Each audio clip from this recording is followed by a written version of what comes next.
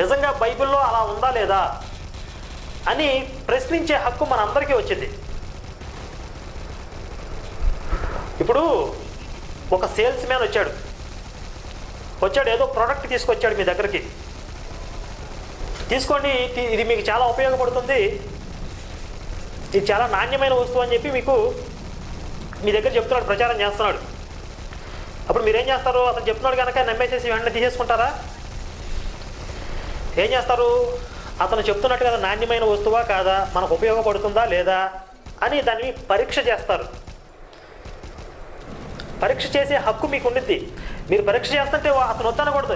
నేను చెప్తుంటే నువ్వు పరీక్ష చేస్తాడు, నా మాట వినవా, నా మాట విను, వినకపోతే నీ తాట తీస్తా, నేను చెప్పింది నమ్ము, పరీక్ష చేయకూడదని అనకూడదు. వాడు తాట తీస్తారు. అప్పుడు నువ్వు చెప్పినంత మాత్రం నేను నమ్మనరా బాబు, నువ్వు చెప్పే విషయం సత్యమా కాదా నేను టెస్ట్ చేస్తానంటావు.